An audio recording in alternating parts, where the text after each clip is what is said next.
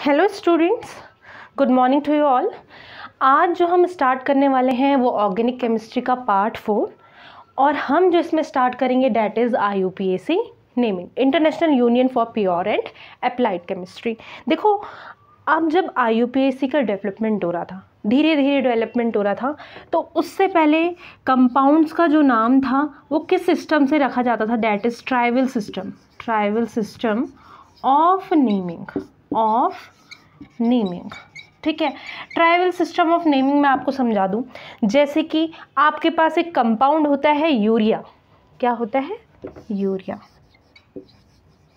ठीक है, तो यूरिया का नाम जो है, यूरिया कहाँ से पड़ा है, वो किससे ऑब्टेन होता है, by the urine of mammals.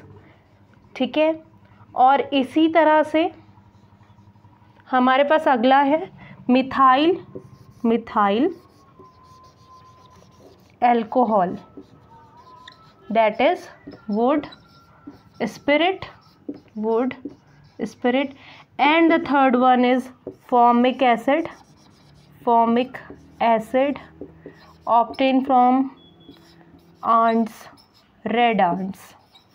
ठीक है, अब देखो बच्चों, इसका मतलब समझो पहले आप लोग। ये ट्राइवल नेमिंग का मतलब क्या है, ट्राइवल नेमिंग सिस्टम का मतलब क्या है।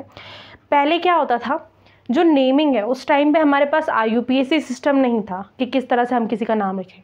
तो जो कंपाउंड जहाँ से हमें मिलता था, जो कार्बन कंपाउंड कहीं से भी हमें मिला, अगर वो वुड से मिल रहा है तो वुड के अकॉर्डिंग उसका नाम लिखेंगे, अगर आंट से मिल रहा है तो आंट के अकॉर्डिंग उसका नाम लिख लेंगे। ठीक है, तो उसी तरीके से क्या है, जैसे यूरिया, हमारे पास क्या था, यूरिया, तो यूरिन ऑफ मैमल से हमें मिलता था, इसलिए उसका नाम क्या रख दिया, थोड़ी बहुत रिलेट करके उसका नाम यूरिया रख दिया।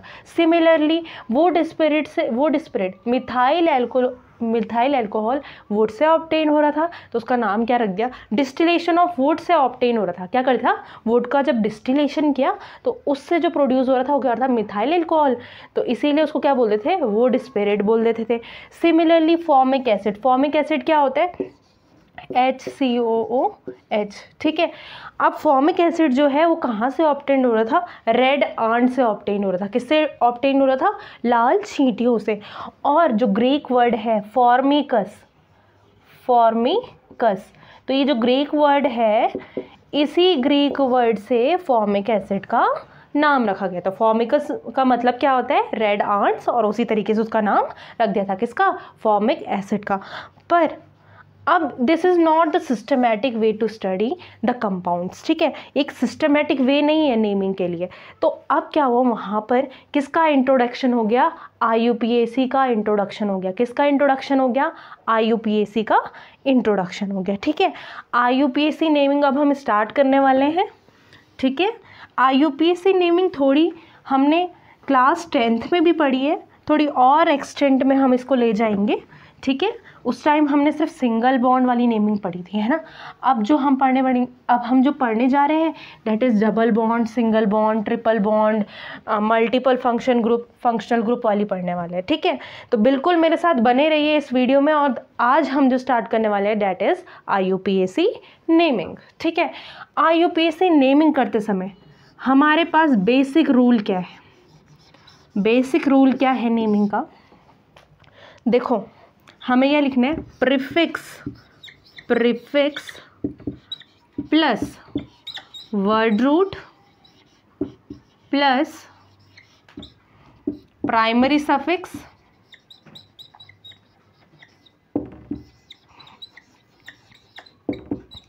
And secondary suffix. ये हमारे पास बेसिक रूल है फॉर द IUPAC। किसी की अगर हमें नेमिंग करनी है तो ये बेसिक रूल हमें ध्यान होना चाहिए। अब पहले हम समझते हैं ये प्रीफिक्स क्या है, वर्ड रूट्स क्या है, ये सफिक्स क्या है, प्राइमरी और सेकेंडरी सफिक्स क्या है। ठीक है बच्चों, सबसे पहले हम यहाँ पर वर्ड रूट को जान लेते हैं। ये वर्ड रूट क्या होता है। ठीक है, वर्ड रूट क्या करता है, हमें क्या बताता है कि किसी कार्बन कंपाउंड में कितने नंबर ऑफ कार्बन्स है, नंबर ऑफ कार्बन्स किसी कार्बन कंपाउंड में कितने नंबर ऑफ कार्बन है, तो वो हमें कौन बताता है, वर्ड रूट बताता है। अब बच्चों बात करें हम किसकी, प्रीफिक्स की। किसकी बात करें, प्रीफिक्स की। तो प्रीफिक्स हमारे पास क्या होंगे, ऐसे ग्रुप जो हमें कहाँ लगाने हैं, वर्ड रूट से आगे लगाने हैं। क्या लगाने हैं, वर्ड रूट से आगे लगाने हैं। प्रीफिक्स आप सभी को पता है, प्रीफिक्स क्या होता है, जो वर्ड रूट, जो किसी वर्ड्स के आगे लगते हैं ना। तो उसी तरह से वर्ड रूट के आगे लगने वाले क्या होते हैं, प्रीफिक्स। तो देखो प्रीफिक्स में कौन आएंगे मैं आपको अब लेटर यहाँ पर बताऊँगी, पहले हम यहाँ पर देख लेते हैं प्राइमरी सफिक्स क्या होते हैं। प्राइमरी सफिक्स, देखो प्राइमरी सफिक्स हमें क्या बताता है, primary suffix tells us about the bonding, किस तरह की बॉन्डिंग वहाँ पर हुई है। Either the bonding is double, single और ट्रिपल। तो जो हमें बताए प्राइमरी सफिक्स हमें क्या बताता है, टाइप ऑफ बॉन्डिंग। क्या बताता है, टाइप ऑफ बॉन्डिंग, किस तरह की बॉन्डिंग वहाँ पर हो चुकी है, जैसे कि सिंगल बॉन्ड, डबल बॉन्ड और ट्रिपल बॉन्ड। ठीक है, अब बात करते हैं यहाँ पर सेकेंडरी सफिक्स क्या है। सेकेंडरी सफिक्स क्या है बच्चों, सेकेंडरी सफिक्स क्या होगा हमारे पास, सेकेंडरी सफिक्स हमारे होंगे फंक्शनल ग्रुप्स। क्या होंगे, फंक्शनल ग्रुप्स। फंक्शनल ग्रुप के बारे में आप सभी ने क्लास 10th में पढ़ा है। Functional groups are those groups which makes the carbon compound more reactive on their presence in the compound. ठीक है, कंपाउंड के साथ लगकर, क्या, किसी भी कार्बन कंपाउंड के साथ लगकर वो क्या कर देते हैं, उस कार्बन कंपाउंड की और भी ज़्यादा रिएक्टिविटी बढ़ा देते हैं। तो वो क्या होता है, फंक्शनल ग्रुप्स। तो functional group are treated as secondary suffix. किसकी तरह ट्रीट होते हैं, सेकेंडरी सफिक्स की तरह ट्रीट होते हैं। अब बात करते हैं हम प्रीफिक्स। प्रीफिक्स में कौन आ जाएगा, प्रीफिक्स में आएंगे हमारे एल्काइल ग्रुप्स। कौन आएंगे, एल्काइल ग्रुप्स। अब आप सभी को पता है एल्काइल ग्रुप्स क्या होते हैं, जब हम एल्केन ग्रुप का एक हाइड्रोजन हटा दें तो क्या बन जाता है, alkyl group. Suppose we have CH4, अगर मैंने इसका एक H हटा दिया और उसकी जगह क्या सब्स्टिट्यूट कर दिया, Cl सब्स्टिट्यूट कर दिया, अगर मेरे पास क्या है, एक एल्केन है और एल्केन से हाइड्रोजन को हटा दिया, क्या कर दिया, हाइड्रोजन को हटा दिया, तो अब मेरे पास कंपाउंड क्या बन जाएगा, CH3। तो इसका नाम क्या था, मीथेन था। क्या था, मीथेन था। अब क्या बन जाएगा, मिथाइल बन जाएगा। तो alkyl groups are treated as prefix, comma functional groups not treated as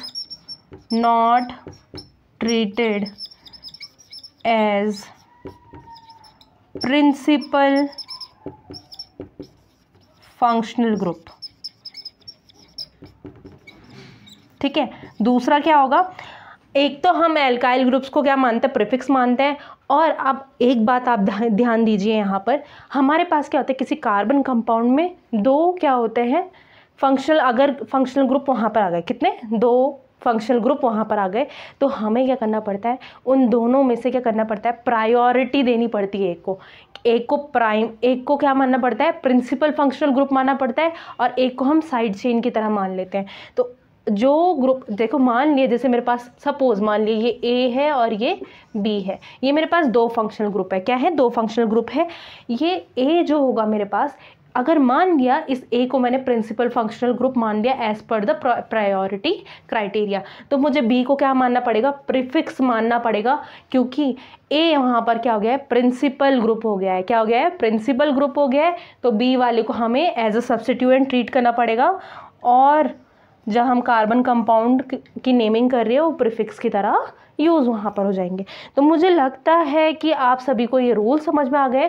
rules के लिए क्या है, प्रीफिक्स सबसे पहले लिखेंगे, फिर वर्ड रूट, फिर प्राइमरी सफिक्स, फिर secondary suffix. Word root prefix में मैंने बताया alkyl groups and the compounds which are and the function group which are not treated as a principal function group are called prefix. ठीक है, word root क्या बताता है कि किसी कार्बन कंपाउंड में कितने कार्बन प्रेजेंट हैं, और प्राइमरी सफिक्स क्या बताता है किस तरह का लिंकेज वहाँ पर है, लिंकेज यानी कि double, whether the compound having the double bond, triple bond और सिंगल बॉन्ड। ठीक है, बात करते हैं सेकेंडरी सफिक्स की। सेकेंडरी सफिक्स भी हमें क्या बताता है, the functional group in a compound. तो मुझे लगता है बच्चों आप सभी को इतना समझ में आ चुका है। इसके फॉरवर्ड हम कुछ आगे बातें करने वाले हैं। हेलो स्टूडेंट्स, तो अब हम बात करेंगे किस तरह से हम IUPAC नेमिंग करेंगे किसकी, सैचुरेटेड हाइड्रोकार्बन्स की। तो पहले मैं आपको बता देती हूँ सैचुरेटेड हाइड्रोकार्बन्स क्या होते हैं। तो ऐसे कार्बन कंपाउंड जिसमें क्या प्रेजेंट हो, सिंगल बॉन्ड प्रेजेंट हो। क्या प्रेजेंट हो, सिंगल बॉन्ड जहाँ पर प्रेजेंट होगा, that those compounds are saturated hydrocarbon, single bond जहाँ पर प्रेजेंट हो। ठीक है बच्चों, अब देखो हमें उनकी नेमिंग किस तरीके से करनी है। नेमिंग के कुछ रूल्स हैं, डिफरेंट कंडीशंस इसने हमें दे रखी है। सबसे पहले देखो, अगर मेरे पास कुछ ऐसा स्ट्रक्चर, ऐसा कोई कंपाउंड दे दिया है, CH3 CH2 CH2 CH2 CH3,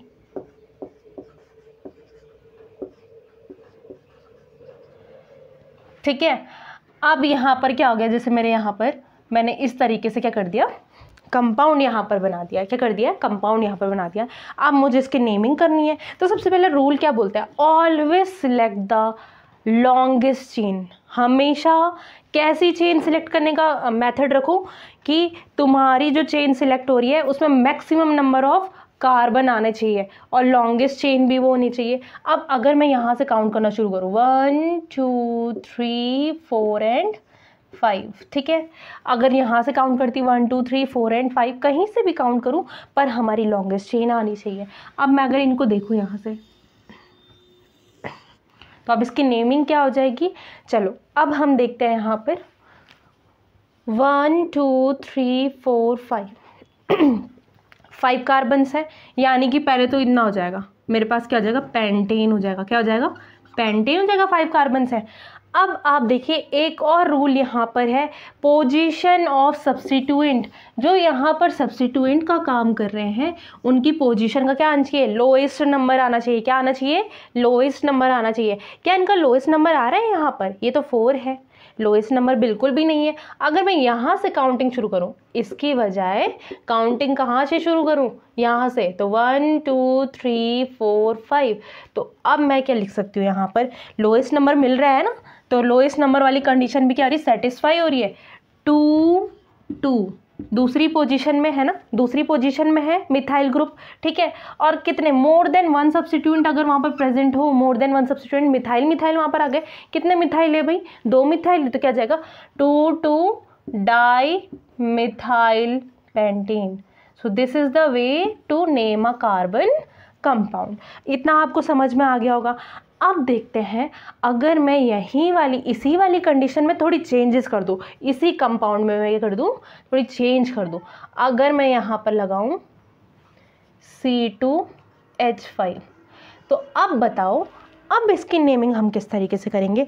देखो बच्चों, नेमिंग हमें, अगर सब्स्टिट्यूएंट हमारे क्या हो गए, अलग अलग हो गए हैं, डिफरेंट सब्स्टिट्यूएंट वहाँ पर आ गए हैं, तो डिफरेंट सब्स्टिट्यूएंट्स अगर हमारे वहाँ पर आ चुके हैं बच्चों, तो हमें एक चीज़ रिमेंबर करनी है। रिमेंबर क्या करना है कि ये जो इनका नाम है वो अल्फ़ाबेटिकल ऑर्डर में आए। कैसे ऑर्डर में आए, अल्फ़ाबेटिकल। अब इसका नाम देखेंगे हम मिथाइल, और इसका नाम क्या था, इथाइल। अब आप सभी को पता है अल्फ़ाबेट्स में क्या होता है, ई पहले आता है, तो हम नेमिंग भी इथाइल से शुरू करेंगे। तो अब क्या हो जाएगा, 2 इथाइल 2 मिथाइल पेंटेन। तो इस तरीके से हम क्या करेंगे, इसकी नेमिंग कर लेंगे, ठीक है। इस तरीके से हम क्या कर लेंगे, नेमिंग कर लेंगे। इतना तो बच्चों आपको समझ में आ गया होगा, है ना।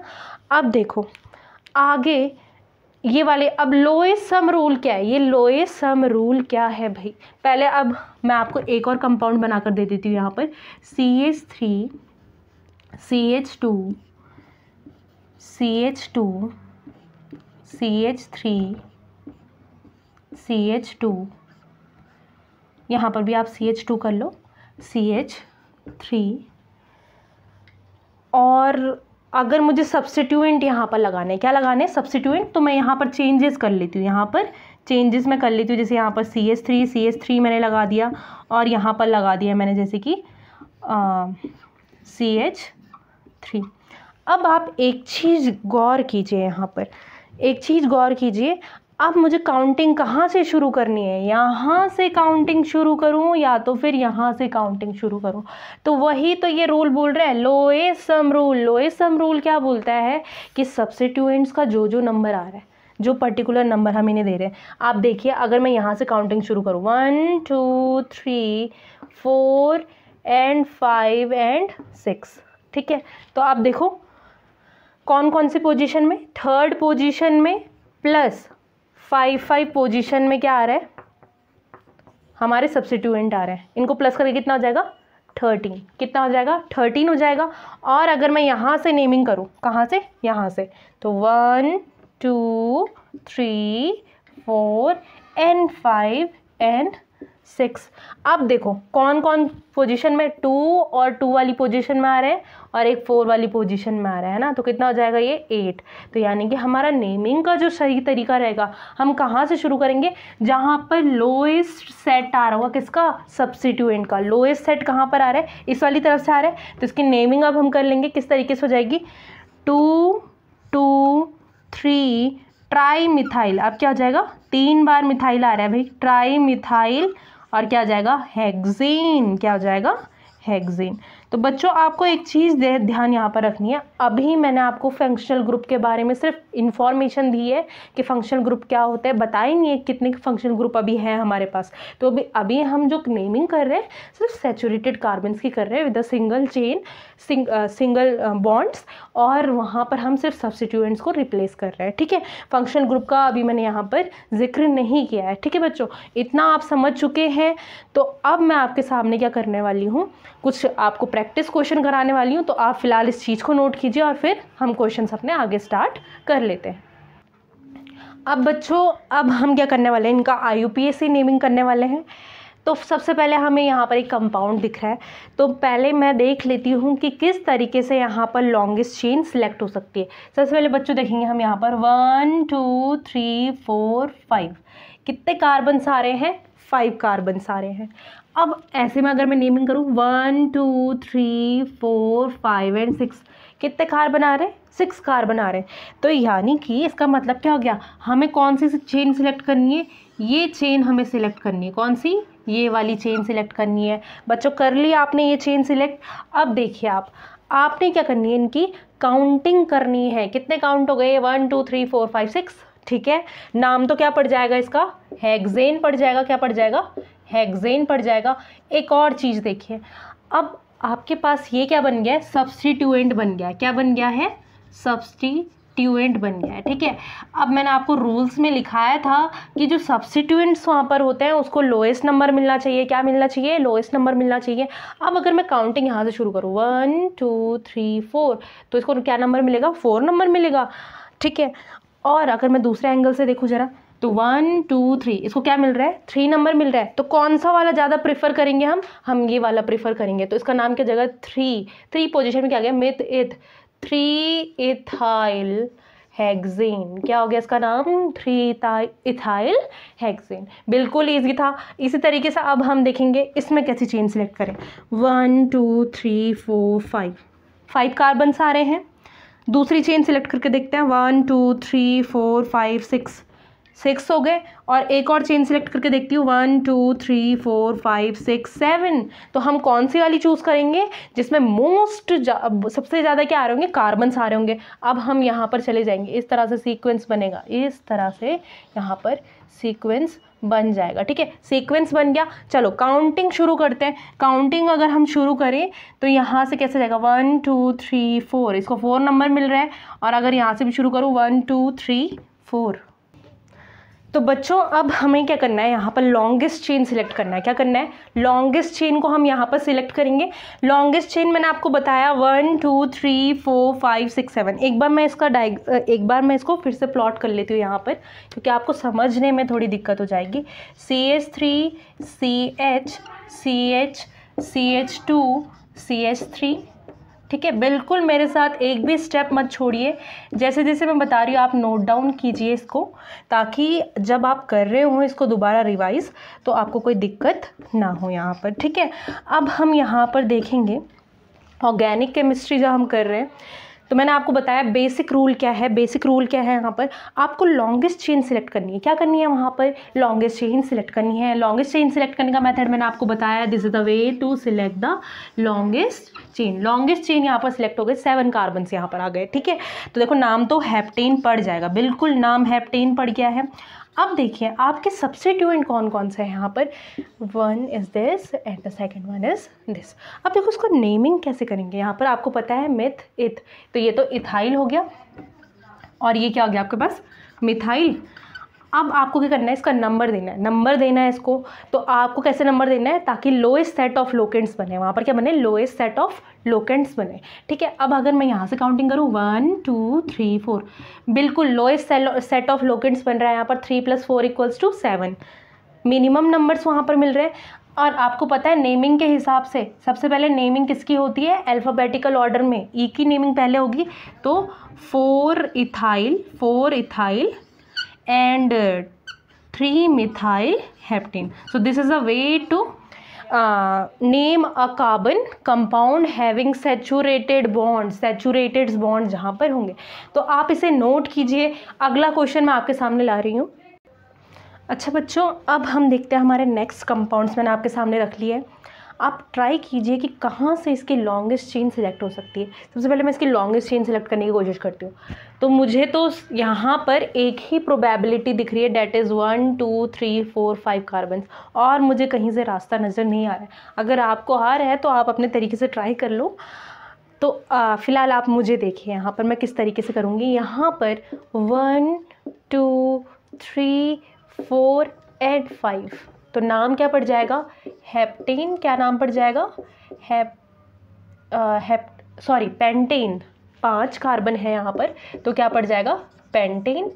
और आप एक और चीज़ देखिए यहाँ पर कि हमारा सब्स्टिट्यूएंट जो है, सब्स्टिट्यूएंट को लोएस्ट नंबर मिल रहा है कि नहीं मिल रहा है।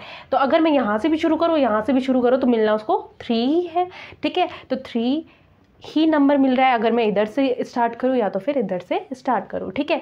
तो थर्ड पोजीशन में 3 पोजीशन में क्या आ रहा है, यहाँ पर इथाइल आ रहा है। कितनी बार आ रहा है, 2 बार आ रहा है। तो 3 डाई इथाइल पेंटेन। तो बिल्कुल ईजी था, है ना। अगला हम यहाँ पर देखते हैं। अब फिर से हमें ये करनी है, कार्बन की लॉन्गेस्ट चेन सिलेक्ट करनी है। तो मुझे लगता है लॉन्गेस्ट चेन यहाँ पर क्या आ जाएगी, इस तरीके से आ जाएगी, ठीक है। लॉन्गेस्ट चेन 1 2 3 4 5 and 6 आ चुके हैं, ठीक है। बिल्कुल एक बार दोबारा रिकाउंट कर लेते हैं, 1 2 3 4 5 and 6। तो नाम क्या हो जाएगा, हेक्सेन। क्या हो जाएगा नाम, हेक्सेन, ठीक है भाई। अब देखो यहाँ पर मिथाइल कितनी बार आ रहा है, 1 2 3, कौन कौन सी पोजीशन में आ रहा है, 2 4 4, है ना। तो 2 4 4 ट्राई मिथाइल हेक्सेन।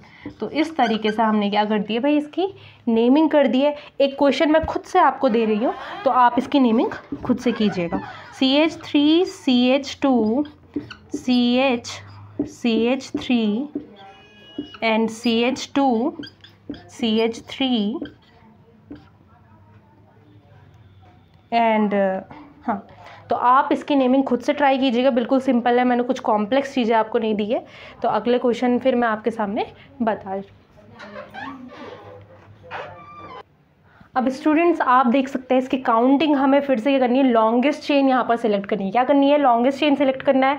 तो लॉन्गेस्ट चेन आप सिलेक्ट कर सकते हैं, देखो कैसे, 1 2 3 4 5 6 7 8 9, कितने कार्बन्स आ रहे हैं, 9 कार्बन्स आ रहे हैं। सेकंड अप्रोच क्या हो सकती है आपकी, 1 2 3 4 5 6 7 8, कितने आ रहे हैं, 8 कार्बन्स। तो बिल्कुल हमें 8 वाले जो पॉइंट ऑफ व्यू है हमारा, उसको नेग्लेक्ट कर सकते हैं, उस अप्रोच को बिल्कुल भी फॉलो अप नहीं करना है। तो अब हम काउंटिंग करते हैं यहाँ से, 1 2 3 4 and 5 and this is 6 and this is 7 and this is 8 and this is 9। तो देखो नाम तो सीधा सीधा क्या पड़ जाएगा, पहले लास्ट नॉनेन पड़ जाएगा। क्या पड़ जाएगा, नॉनेन पड़ जाएगा। और आप एक और चीज़ देख सकते हैं यहाँ पर, प्रीफिक्स क्या हो जाएगा आपका, प्रीफिक्स क्या हो जाएगा आप देख सकते हैं। 5th पोजीशन, कौन सी position, 5th position. 5th position में क्या आ रहा है भाई, मिथ इथ प्रॉप, और प्रॉप में क्या है, 2 मिथाइल ग्रुप बाहर से अटैच हो के, तो क्या लिख सकते हैं हम 5,2,2 dimethyl propyl nonene. So this is the way to write. एक आपके पास मैंने यहाँ पर जब कुछ रूल्स लिखे थे उसमें बताया था हाउ टू नेम, उसमें मैंने बताया था एक लास्ट पॉइंट क्या था कि किस तरीके से हम कॉम्प्लेक्स कंपाउंड की नेमिंग करेंगे। तो इस तरीके से मैंने ये कर दिया यहाँ पर कॉम्प्लेक्स कंपाउंड्स की क्या कर दिया है, नेमिंग कर दिया। ठीक है बच्चों। अब बच्चों यहाँ पर हमें नया कंपाउंड दिख रहा है, बिल्कुल कंफ्यूज हो चुके होंगे आप लोग, है ना, कि ये क्या कर दिया है, बिल्कुल हॉच पॉच सा सब कुछ हो गया है। तो फिर से सबसे पहले अपना जो बेसिक प्रेफरेंस आपकी क्या है, आपको क्या करना है, स्मॉल लॉन्गेस्ट कार्बन चेन चुननी है, लॉन्गेस्ट कार्बन चेन चुननी है। तो कितने आ रहे हैं भाई यहाँ पर, 9 आ रहे हैं कितने कार्बन यहाँ पर आ रहे हैं, 9 कार्बन आ रहे हैं। नॉनेन नाम तो हो गया क्या, नॉनेन। ठीक है, अब बात करते हैं साइड चेन की। साइड चेन कहाँ पर है, एक 5th में है और एक कहाँ पर है, दूसरी 5th में ही है। पर साइड चेन दोनों को लिखने का तरीका अलग होगा, दोनों की IUPAC नेमिंग अलग होगी। यहाँ पर अगर हम देखें 1 2 3, तो 1 में क्या आ रहा है, डाईमिथाइल आ रहा है। तो 5th पोजीशन में, पहले हम यहाँ पर पूरे सही तरीके से लिख लेते हैं, 5th पोजीशन में कौन सी पोजीशन में, 5th पोजीशन में। यहाँ पर ऊपर तरफ से देखिए आप 1 में क्या आ रहा है, डाईमिथाइल आ रहा है, डाईमिथाइल, और वो क्या है, 3 कार्बन है तो प्रोपाइल, क्योंकि साइड चेन है प्रोपाइल लिखेंगे। और दूसरा आप देखिए 5th ही पोजीशन में क्या आ रहा है, क्या देख लेंगे आप यहाँ पर 1 2 3 यानी कि प्रोपाइल, और उसकी दूसरी पोजीशन में क्या आ रहा है, मिथाइल आ रहा है, तो 2 मिथाइल प्रोपाइल।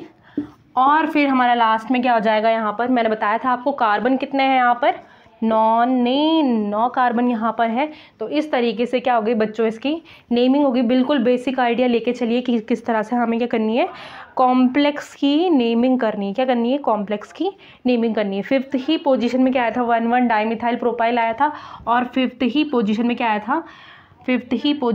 था, 2 मिथाइल प्रोपाइल नॉनिन। ठीक है बच्चों, इस तरीके से आपको नेमिंग करनी है। मुझे लगता है आज का जो वीडियो था आपको बिल्कुल समझ में आ चुका है। और आज जो सिर्फ मैंने बताया IUPAC नेमिंग, वो आपको बताइए सिर्फ सैचुरेटेड हाइड्रोकार्बन